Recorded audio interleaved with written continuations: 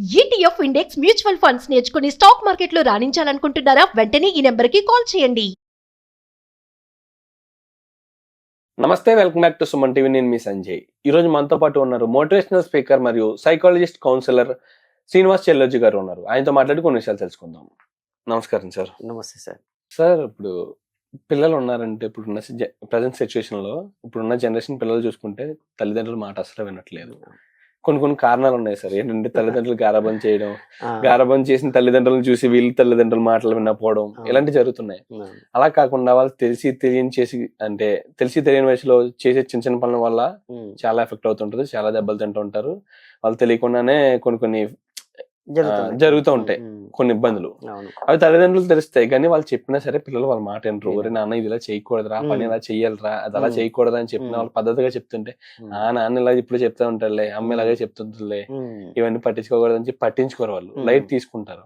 అలా కాకుండా పిల్లలు తల్లిదండ్రులు మాట వినాలంటే, వీళ్ళు చెప్పే మంచి చెడులను కూడా వాళ్ళు పద్ధతిగా విని నేర్చుకోవాలంటే అన్న టిప్స్ ఉన్నాయండి.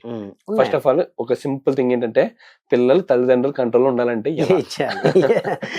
ప్రతి ఒక్కరికి ఇది అవసరం. ఇవి వాళ్ళు విన్నారంటే చాలా హ్యాపీగా ఫీల్ అవుతారు. ఓకే, వాళ్ళు కూడా ఆ డే నుంచి స్టార్ట్ చేస్తారు ఇప్పుడు నేను చెప్పబోయేది. ఎస్, అది ఎందుకంటే ప్రాక్టికల్ గా మేము చూస్తున్నాం. ఎందుకంటే మా ఫ్యామిలీలో కూడా నేను అలానే చేశాను, ఎందుకంటే ట్రైనింగ్ తీసుకున్న తర్వాత. అయితే ఇక్కడ ఏంటంటే ఆ పిల్లలు వాళ్ళది ఏంటంటే వాళ్ళ అసలు గోల్ ఏంటి తెలియదు వాళ్ళకి, ఆ ఏజ్ ఏంటిది వాళ్ళకి, అది ఏం జరుగుతుందో తెలియదు. మనం ఎలా ట్రైన్ చేస్తే వాళ్ళు అలా ట్రైన్ కావుతారు.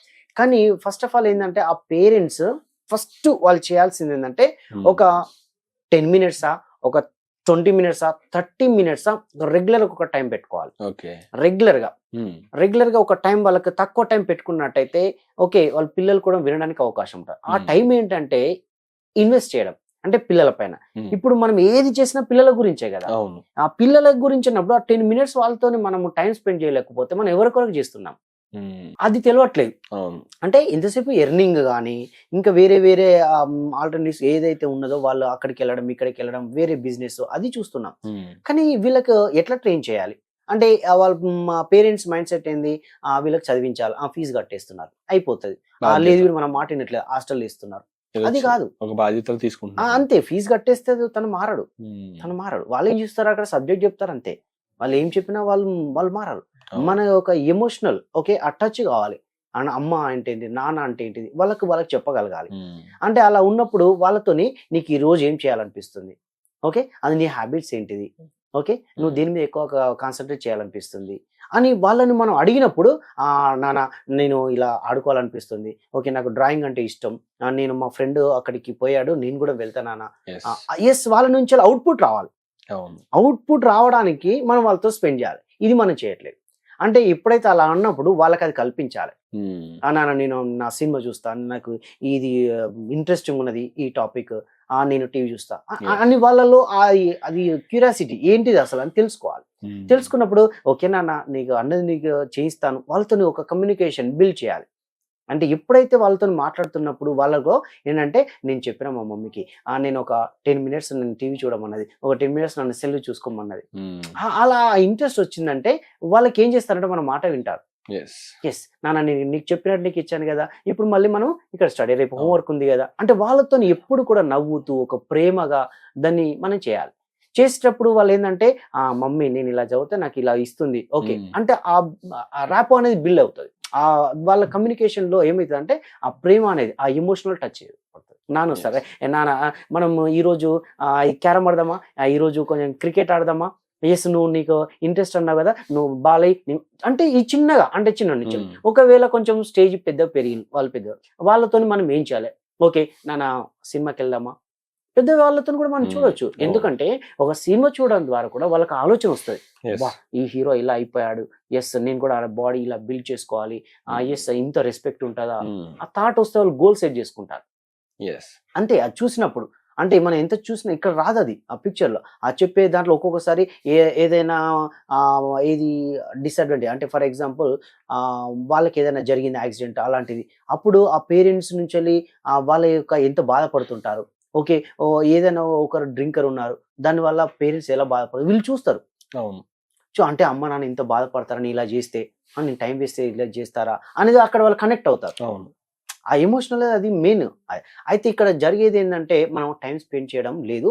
టైం స్పెండ్ చేసినప్పుడు వాళ్ళకి ఏం చెప్పాలంటే వాళ్ళ మాటలు వినాలి ఫస్ట్. మనం కొంత చెప్పాలి. మనమే మాట్లాడుతుండద్దు, మనం వింటుండాలి. విన్న తర్వాత ఏం చేయాలంటే వాళ్ళకి ఆ టైం స్పెండ్ చేస్తే మా మమ్మీకి నాకు మాట ఇచ్చింది, ఓకే నాకు ఇలా చేయించింది, అరే నేను మా నాన్న ఎప్పుడు నాకు టైం ఈ రోజు నాకు హ్యాపీగా ఉన్నదిరా, నేను ఇలా ఆడుకున్నా నేను అని ఆ సంతోషం ఎక్కువ. ఇది ఒకటి. తర్వాత రెండోది ఏంటంటే ఎప్పుడైతే వాళ్ళు మాట విననప్పుడు దాని యొక్క పరిణామాలు చెప్పాలి, జరగబోయే పరిణామాలు, నష్టం చెప్పాలి. ఇప్పుడు మీరు ఒక సెల్ చూస్తున్నారు, ఓకే రైట్, ఆ సెల్ చూడడం వల్ల మీకు బెనిఫిట్ ఏంటి, అమ్మ నాకు ఇంట్రెస్ట్ ఉన్నది అంటారు, కానీ దాని యొక్క పరిణామాలు చెప్పాలి. అంటే చెప్పినప్పుడు ఇక్కడ ఈ రోజు ఇలా చూసినప్పుడు దాని నుంచి రేడియేషన్ ఇలా వస్తుంది, ఇక్కడ మనం ఏదైతే అలా ఉన్నప్పుడు మన బ్రెయిన్ ఏమైతే రస్ట్ అంటే లాస్ అవుతుంది, మెమొరీ అని ఉండదు, కాన్సన్ట్రేషన్ ఉండదు, మనకి ఏదైతే అంటామో మతి మరపు ఉంటుంది, తర్వాత నువ్వు మమ్మల్ని కూడా గుర్తుపట్టలేవు, దీని ద్వారా అలా అయిన కేసులు చాలా వరకు ఉన్నాయి అని మమ్మీ ఇంతున్నాయా నాకు అది తెలియదు కదా, వాళ్ళకి ఏం జరిగేది తెలియదు. ఎంతసేపు అది ఫోన్ ముట్టుకుంటే పక్క బయట ఇది కాదు నీకు అది పోతుంది ఇట్లా అంటే రాదు వాళ్ళకి. దాని యొక్క ఇది చూడడం వల్ల నీకు దీనిలో ఏం తెలిసింది, ఏం చేద్దాం నువ్వే చెప్పు, మమ్మీ అమ్మ అంతసేపు చూడండి 5 minutes చూస్తా, నాకు అది పక్క పెడతా, నాకు కాన్సన్ట్రేట్, నాకు సార్ కోపడతాడు మార్క్స్ రాకపోతే, నాకు కాన్సన్ట్రేట్ పోతుంది అన్నావు కదా అని వాళ్ళకి అది తెలుస్తుంది. తర్వాత దీనివల్ల ఒకవేళ లాస్ అయ్యి మార్క్స్ రాకపోతే వాళ్ళ పొజిషన్ గుర్తు పెట్టాలి. ఏ పొజిషన్, నువ్వు ఇక్కడికి పోయినావు, నువ్వు ఫెయిల్ అయినావు, కానీ మీ ఫ్రెండ్స్ సెల్లు పట్టకుండా చదివారు, వాళ్ళు ఆ రేంజ్ లో ఉంటారు, అప్పుడు నీ పొజిషన్ ఏంటిది అని వాళ్ళకి చెప్తా. అమ్మా ఇంత ఉన్నా అంటే వాళ్ళకి ఫ్యూచర్ వాళ్ళకి చూపెట్టగలగాలి విజువలైజేషన్ లో. అంటే అలా చెప్పినప్పుడు వాళ్ళకి మైండ్ సెట్ ఏమవుతుంది అంటే దీనివల్ల ఎన్ని ఉన్నాయా, ఎంతసేపు. మళ్ళీ ఇంకొకటి ఏంటంటే నీకు ఇష్టమైన ఫుడ్ ఏంటిది, ఫుడ్లోకి వెళ్ళిపోవాలి. నీకు ఇష్టమైన వాళ్ళకి నువ్వు కూడా నీకు ఏది కావాలి, ఇది కట్ చేయి, దీంట్లో ఏంటేంటి నువ్వే వేసేయి, వాళ్ళతో నువ్వు వంట చేయించడం. కానీ ఇదే నాన్న ఇది కట్ చేయనా, ఆనియన్స్ కట్ చేయి, వాళ్ళతో ఏమవుతుంది అంటే చాలా హ్యాపీగా వాడు ఫోన్ పట్టుకొని మా మమ్మీ ఇలా చేస్తుంది నాకు, నేను ఇక్కడ దగ్గర ఉన్నాను, చాలా స్వీట్ ఉన్నది నాకు, ఇలా డెలిషియస్ ఉన్నది, నేనే ప్రిపేర్, ఒక ఎగ్జైటింగ్ ఉంటుంది ఎంతసేపు వాళ్ళతో.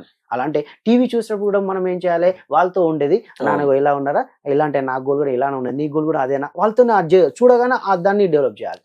అది ఒకటి. తర్వాత ఒకవేళ వాళ్ళు చదువుతున్నారు అనుకోండి, చదువుతున్నప్పుడు మనం ఏం చేయాలి తెలుసా, మనం టీవీ చూడకూడదు, మనం కూడా ఏం చేయాలి, ఏదో ఒకటి బుక్ లేదా న్యూస్ పేపర్ పట్టుకో, నువ్వు చదువుకున్నా మంచిది, అక్కడ ఏం చేయాలి వాళ్ళతో మనం స్పెండ్ చేయాలి. అలా చదువుతా ఉంటే వాళ్ళు కూడా ఏం చేస్తారు, టీవీ డిస్టర్బెన్స్ ఉండదు, చదువుతున్నారు ఇలా చదవాలని చెప్పి పెట్టాలి. అంటే ఎక్కడ కూడా వాళ్ళు ఏం చేస్తే వాళ్ళతో కాసేపు మనం టైం స్పెండ్ చేసి ఎక్కడికైనా తీసుకెళ్లాలంటే తీసుకెళ్లడం, చెప్పడం, ఇది వాళ్ళు మాట వింటారు. కానీ ఎంతసేపు మనకు ఫీజు కట్టినా నువ్వు ఫస్ట్ రావాలి, మేము ఇంత కష్టపడుతున్నాం అంటే వాళ్ళకి రాదు. అది తల్లిదండ్రులు సార్ మీరు అన్నట్టుగా చూసుకుంటే వాళ్ళు ఏమంటారంటే ఏ విధంగా అంటే, వాళ్ళు వస్తున్నారు సరే, వాళ్ళు కష్టపడి వస్తున్నారు, వాళ్ళ ప్రెజర్ ఏదో వాళ్ళు తీసుకుంటున్నారు, వీళ్ళు కష్టపడి ఫీజు కడుతున్నాం కాబట్టి చదవాలి వీళ్ళు, అదే పొజిషన్ లో ఉన్నారు. వీళ్ళకి అంటే వీళ్ళతో ఇంటరాక్షన్ ఏ విధంగా ఉంటుందంటే, వాడు వచ్చాడు అన్న నాకు ఇది కావాలని అడిగాడు అనుకో, వద్దు, అది ఎందుకు వద్దు, దాని వల్ల ఏం జరుగుతుందా అన్నది ఎక్స్ప్లెనేషన్ చెప్పట్లా పిల్లలకి.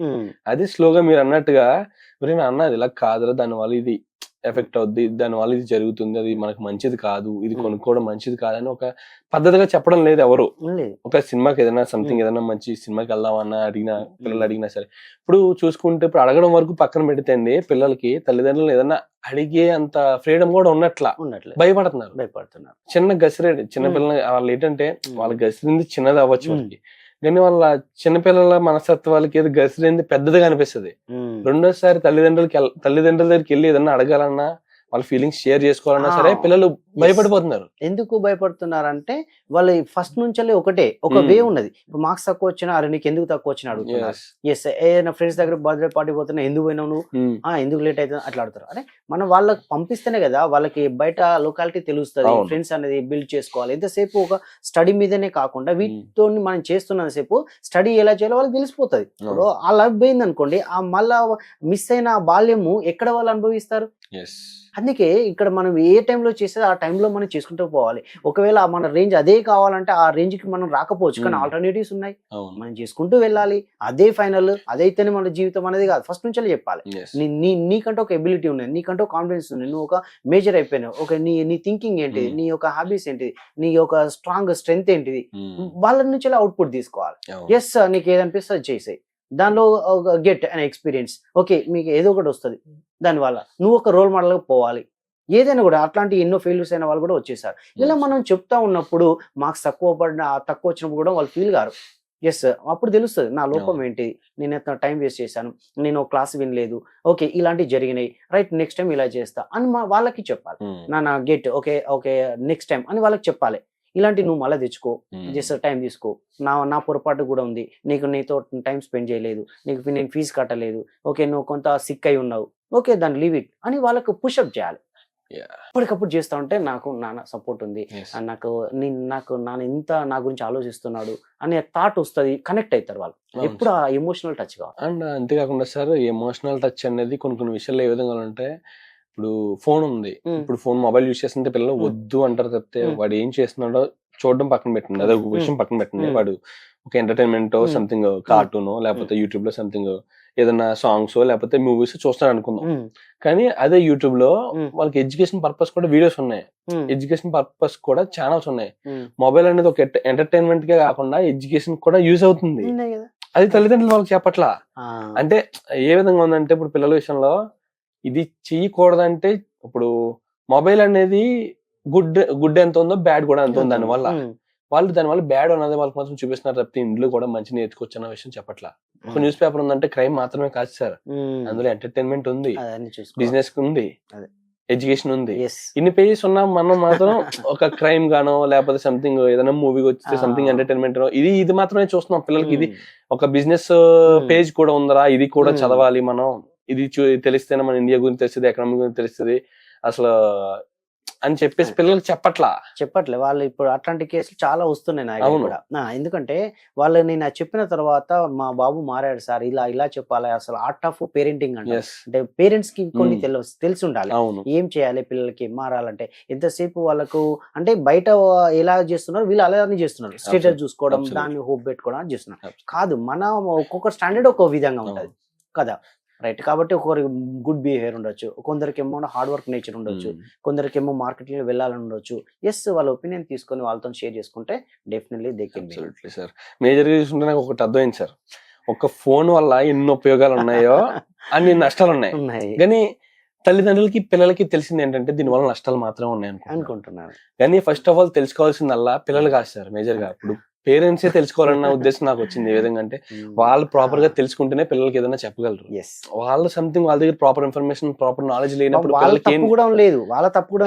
అంటే మెయిన్ ఏంటంటే వాళ్ళకి తెలియదు, తెలుసుకోవాలి ఎట్లా వాళ్ళతో డీల్ చేయాలి, ఎట్లా వాళ్ళతో మనం కమ్యూనికేట్ చేయాలి తెలియట్లేదు. అందుకే ఫస్ట్ ఇలాంటి తెలుసుకోవాలి. నాకు అన్ని తెలుసు అన్న ఫీలింగ్ తోని మనం ఉన్న మనం ఏం చేయలేం మేము అని. కానీ ఏదో ఒకటి తెలుసుకుంటే అది వర్కౌట్ అవుతుంది. ఎందుకంటే వీటి దగ్గర కూడా చాలా మంది డబ్బులు పెట్టి సైకాట్రిస్ట్ దగ్గర సైకాలజిస్ట్ల దగ్గరికి డబ్బులు లైన్ లో ఉంటున్నారు, కౌన్సిలింగ్ చేస్తున్నాను సేపు. ఏదో ఎక్కడో మనము అన్ని మిస్ చేసి ఇప్పుడు వాళ్ళకి ఫీ పే చేసి ఇలా వాళ్ళతోని సఫర్ అవుతున్నాం. అది ఏదో స్టార్టింగ్ నుంచి మనం వాళ్ళతోని బిల్డ్ చేసుకుంటే మన పిల్లలు మనతో ఉంటారు. Absolutely sir, thank you very much sir. Thank you.